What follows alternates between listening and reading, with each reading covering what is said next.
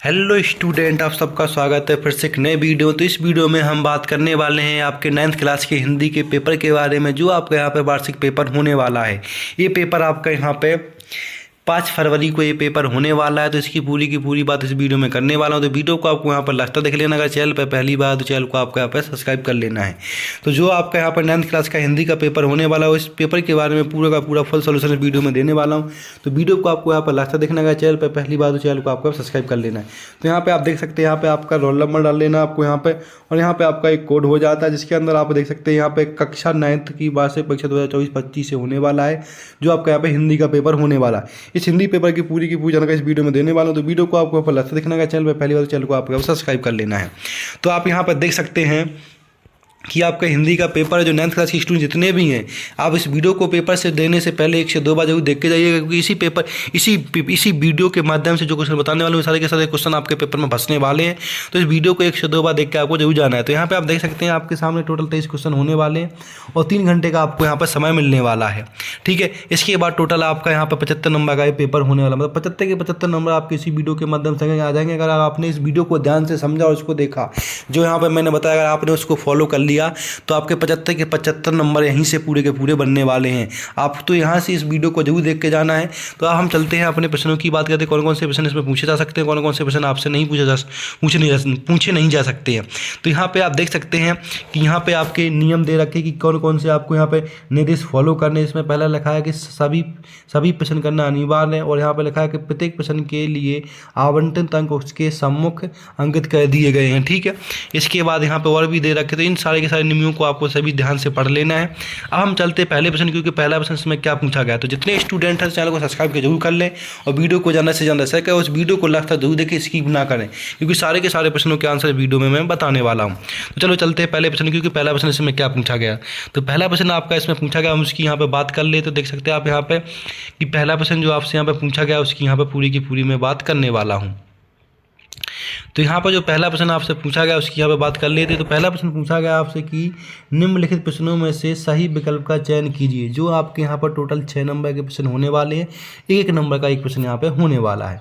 पहला प्रश्न पूछा गया कि हिंदी साहित्य का सर्वाधिक लोकप्रिय महाकाव्य कौन सा है। हिंदी साहित्य का सर्वाधिक लोकप्रिय महाकाव्य कौन सा है। पद्मावत है, पृथ्वीराज रासो है, साकेत है, रामचरितमानस है। तो यहाँ पर ऑप्शन आ जाएगा आपका रामचरितमानस है। ठीक है, प्रश्न नंबर दूसरा पूछा गया कि काव्य के भेद माने गए हैं। काव्य के भेद माने गए, कितने माने गए। 2 माने गए, 3, 4 या 5। काव्य के कितने भेद, काव्य के 2 भेद माने गए हैं। तो यहाँ पर दूसरे का ऑप्शन हो जाएगा। प्रश्न नंबर तीसरे की बात कर लेते हैं। तीसरे में क्या पूछा गया। प्रश्न नंबर तीसरे में पूछा गया है कि कबीर दास की रचना है। कौन कौन सी कबीर दास की रचना। साकेत, बीजक, कुरुक्षेत्र या यामा। तो यहाँ पे तीसरे का ऑप्शन आपका आ जाएगा बीजक। ठीक है, प्रश्न नंबर चौथा में पूछा गया आपसे काजी हौस का चौकीदार लालटेन लेकर आता था। काजी हौस का चौकीदार लालटेन लेकर आता था, सही या गलत। मतलब इसमें बताना क्या ऑप्शन आपका होने वाला है। मारने, खाना देने, हाजिरी लेने या पानी देने, क्या करने आता था। तो इसका ऑप्शन आ जाएगा हाजिरी लेने। क्या आता था, हाजिरी लेने आता था। प्रश्न नंबर 5 की बात करें। प्रश्न नंबर 5 में क्या पूछा। प्रश्न नंबर 5 में आपसे पूछा गया है, इस जल प्रलय में पाठ की विधा है। इस जल प्रलय में पाठ की विधा कौन सी विधा है। कहानी, रिपोर्टाज, उपन्यास, नाटक। तो यहाँ पे क्या आ जाएगा आपका, इसमें आपका आ जाएगा रिपोर्टाज। क्या आ जाएगा, रिपोर्टाज आपका यहाँ पे आ जाएगा। प्रश्न नंबर 6 में पूछा गया आपसे एकांकी में अंक होता है। एकांकी में कितना अंक होता है। 1, 3, 5, 1 भी नहीं।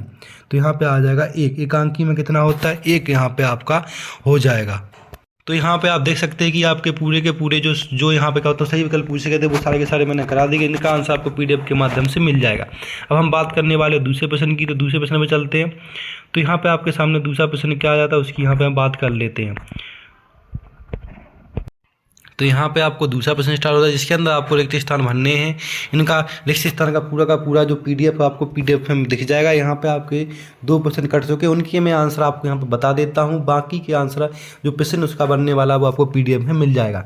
तो यहाँ पर जो पहला आपका प्रश्न यहाँ पे बनने वाला, पहला प्रश्न देख लीजिएगा। तो पहला प्रश्न आपका यहाँ पे बनने वाला है, जिसमें आपको पहले प्रश्न में क्या लिख देना है, पहले प्रश्न में आपको यहाँ पे लिख देना भक्ति काल। क्या लिख देना है यहाँ पे पहले प्रश्न में, भक्ति काल आपको लिख देना खाली स्थान के, ठीक है। इसके बाद दूसरे वाले में आपको यहाँ पे क्या, दूसरे वाले में आपको लिख देना यहाँ पे साहेब, क्या भर देना है दूसरे वाले में आपको यहाँ पे साहेब भर देना। तो इस तरह से आपका 2 और 1 पूरा का पूरा हो जाता है। अब हम बात करने वाले हैं तीसरे की। तीसरे खाली स्थान में क्या भरने वाले, तीसरे को देख लीजिएगा। तो तीसरे में आपसे पूछा गया कि रामचरितमानस खाली स्थान क्या है, महाकाव्य, खंड काव्य या असंख्य नायक है, क्या है आपका।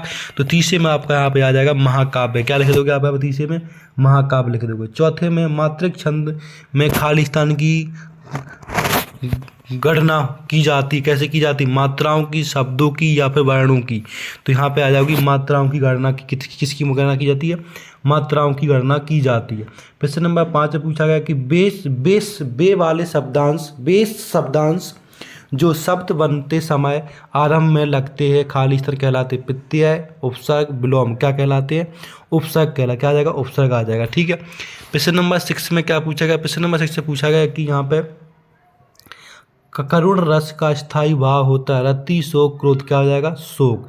तो इस तरह से आपके पूरे के पूरे यहाँ पे रिक्त स्थान हो जाते। अब हम बात करने वाले सही जोड़ी की, यहाँ पे मैचिंग मिलाने वाले हैं। तो मैचिंग को आपको यहाँ पर ध्यान से देख लेना है। जो आपका यहाँ पर तीसरा नंबर का प्रश्न यहाँ पे होने वाला, तो मैचिंग को आप ध्यान से देख सकते हैं। तो यहाँ पर मैचिंग की मैं बात करने वाला हूँ, तो यहाँ पर देख लीजिएगा। प्रश्न नंबर जो तीसरा आपका यहाँ पर बनता है, इसके अंदर पूछा गया कि निम्नलिखित जोड़ियों का सही मिलान कीजिए जो आपके यहाँ पर 6 नंबर की होने वाली हैं। आपको आ और बा को यहाँ पर पूरा का पूरा मैच कर लेना। तो यहाँ पर देख सकते हैं आ और बा को आपको पूरा का पूरा यहाँ पे मैच करना है। तो पहला आप देख लीजिएगा, जो पहली आपकी यहाँ पे मैचिंग होने वाली है वो आपकी यहाँ पे, जहाँ पे पूछा गया कि लहसा की ओर, तो आपका यहाँ पे क्या आ जाएगा, राहुल संकृत्यापन, ठीक है, 4 ऑप्शन हो जाएगा। दूसरे में पूछा गया माखन लाल चतुर्वेदी, तो माखन लाल चतुर्वेदी का आपको आ जाएगा एक भारतीय आत्मा। प्रश्न नंबर तीसरे में पूछा गया कि रस के अंग, क्या पूछा गया यहाँ पे, रस के अंग। तो यहाँ पर तीसरे का आपका यहाँ पे हो जाएगा, क्या हो जाएगा, तीसरे का आपका यहाँ पे हो जाएगा 4, कितने 4 लगा देने। प्रश्न नंबर चौथे में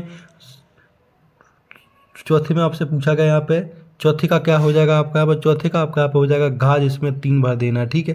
प्रश्न नंबर 5 में यहाँ पे पूछा गया कि पंचवटी का क्या हो जाएगा, पंचवटी का आपका यहाँ पे हो जाएगा। तो पंचवटी में आपको यहाँ पे पंचवटी में आपको भर देना खंड काव्य, क्या भर देना, खंड काव्य। इसका 6 वाले में घर का नौकर आपको यहाँ पे भर देना खा, जिसमें आपका आ जाएगा रतन, ठीक है। तो इस तरह से मैचिंग को आपको पूरा का पूरा यहाँ पे मैच कर लेना। मैचिंग मैंने पूरी की पूरी आपको यहाँ पे बता दी है। अब हम बात करने वाले नेक्स्ट प्रश्न। तो नेक्स्ट प्रश्न आपके यहाँ पे क्या पूछा गया, उसकी यहाँ पे हम बात करने वाले। तो नेक्स्ट प्रश्न आपसे यहाँ पे पूछा गया 4th नंबर प्रश्न। 4th वाले प्रश्न में क्या पूछा गया वो भी यहाँ पे बात कर लेते। प्रश्न नंबर 4 में पूछा गया कि निम्नलिखित प्रश्नों के उत्तर एक वाक्य में लिखिए। जो 6 प्रश्न पूछे जाने वाले, 6 नंबर के आपके प्रश्न होने वाले, 1 नंबर का 1 प्रश्न। तो पहला प्रश्न पूछा गया कि रस खान किसके अन्याय भक्त थे, रस खान किसके अन्याय भक्त थे। तो यहाँ पे पहले का आपका आ जाएगा श्री कृष्ण, क्या आ जाएगा, श्री कृष्ण आ जाएगा, ठीक है, पहले का। प्रश्न नंबर दूसरे में क्या पूछा गया, दूसरे में पूछा गया कि साहित्यिक पुरखे किसे कहा गया है, साहित्यिक पुरखे किसे कहा गया है। दूसरे का आपका आ जाएगा मुंशी प्रेमचंद, क्या आ जाएगा यहाँ पे, मुंशी प्रेमचंद, क्या आ जाएगा, मुंशी प्रेमचंद कर लेना आपको यहाँ पर। प्रश्न नंबर तीसरा देखेंगे। प्रश्न नंबर तीसरे पूछा गया कि समास कितने प्रकार के होते हैं, समास कितने प्रकार के होते हैं। तो आपको यहाँ पर लिख देना है 6 प्रकार के, कितने प्रकार के, 6 प्रकार के होते हैं, ठीक है। प्रश्न नंबर बात करने वाले यहाँ पे 4th में पूछा गया कि जहाँ काव्य का आधार शब्द होता है वहाँ कौन सा अलंकार होता है। तो इसमें आ जाएगा शब्द अलंकार, कौन सा आ जाएगा यहाँ पे, शब्द अलंकार आपका यहाँ पे आ जाएगा। ठीक है, प्रश्न नंबर 4 में। प्रश्न नंबर 5 में क्या पूछा गया? प्रश्न नंबर 5 में पूछा गया कि लोक में प्रचलित उक्ति क्या कहलाती है? लोक में प्रचलित उक्ति क्या कहलाती है? इसको हम बोलते हैं कहावत। क्या आ जाएगा यहाँ पे 5 में? कहावत आ जाएगा आपका। ठीक है, तो यहाँ पे आपको कहावत लिख देना। प्रश्न नंबर 6 में पूछा गया कि शादी के बाद लेखिका मृदुला गर्ग कहाँ रहने लगी? शादी के बाद लेखिका मृदुला गर्ग कहाँ रहने लगी? तो यहाँ पे लिख देना आपको बिहार के एक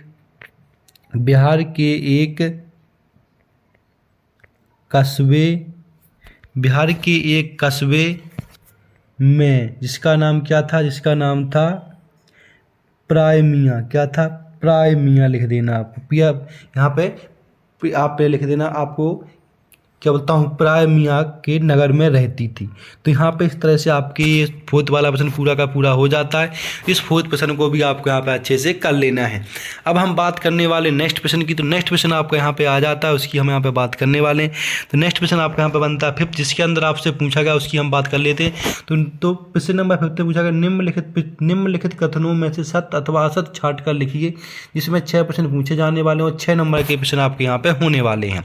तो पहला प्रश्न क्या पूछा गया, हम उसकी बात कर ले। तो यहाँ पर देख लीजिएगा, आप यहाँ पर पहला प्रश्न क्या पूछा गया आपसे। तो यहाँ पर पहला प्रश्न आपसे पूछा गया कि सुमित्रा नंदन पंत प्रगति प्रेमी कवि थी, सही या गलत? तो एकदम सही आ जाएगा आपका यहाँ पर। प्रश्न नंबर 2 में खंड काव्य की कथा वस्तु विस्तृत होती है, सही या गलत?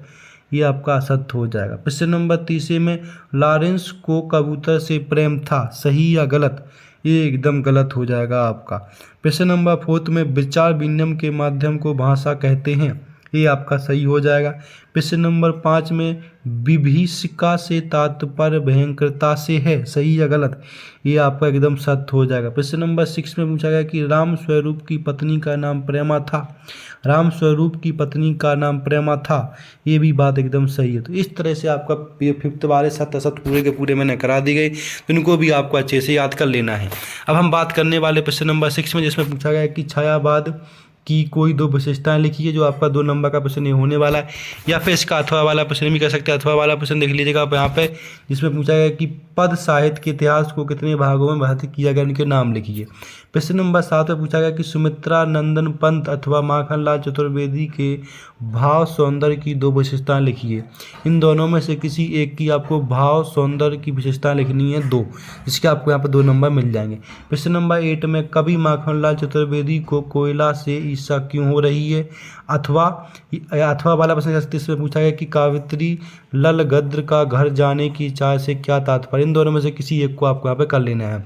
प्रश्न नंबर 9 में पूछा गया है, अब हम बात करने वाले प्रश्न नंबर 9 की। प्रश्न नंबर 9 में पूछा गया आपसे अरहर और सनई के खेत, अरहर और यहाँ पे क्या होता है, अरहर और क्या होता है सनई के खेत कभी पंत को कैसे दिखाई देते हैं? या फिर अथवा वाला प्रश्न है, इसमें पूछा गया कि लता ने बादल रूपी मेहमान को किस तरह देखा और क्यों? लता ने बादल रूपी मेहमान को किस तरह देखा और क्यों? इन दोनों में से कोई एक प्रश्न आपको यहाँ पे कर लेना है। प्रश्न नंबर 10 की बात करने वाले। प्रश्न नंबर 10 में पूछा गया कि छंद किसे कहते हैं? छंद के प्रकारों के नाम लिखिए। या अथवा वाले में रस किसे कहते हैं? रस के अंगों के नाम लिखिए। इन दोनों में से कोई एक आपको प्रश्न कर लेना है यहाँ पर, ठीक है। इसके प्रश्न नंबर 11 में पूछा गया कि अनुप्रास अलंकार की परिभाषा उदाहरण सहित लिखिए। या फिर अथवा वाला प्रश्न जिसमें महाकाव्य और खंड काव्य में कोई 2 अंतर लिखिए। इन दोनों में से किसी एक को आपको यहाँ पर लिख लेना है, ठीक है। प्रश्न नंबर 12 की बात करने वाले। प्रश्न नंबर 12 को आप देख लीजिएगा। तो प्रश्न नंबर 12 में आपसे यहाँ पर पूछा गया है कि प्रश्न नंबर 12 में आपसे पूछा गया है, यहाँ पे देख लीजिए प्रश्न नंबर 12 को, जिसमें पूछा गया है कि एकांकी विधा की कोई 2 विशेषता लिखिए। या फिर अथवा वाला प्रश्न में कहानी और उपन्यास में कोई 2 अंतर लिखिए। इन दोनों में से कोई एक आपको यहाँ पे कर लेना है। प्रश्न नंबर 13 देखेंगे। प्रश्न नंबर 13 में आपसे पूछा गया है कि मुंशी प्रेमचंद और अथवा महादेवी वर्मा की भाषा शैली की विशेषताएं लिखिए।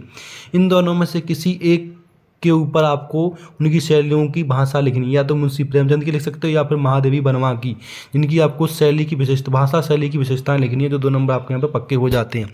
नेक्स्ट क्वेश्चन की बात करने वाले, नेक्स्ट क्वेश्चन आप यहाँ पर देखेंगे।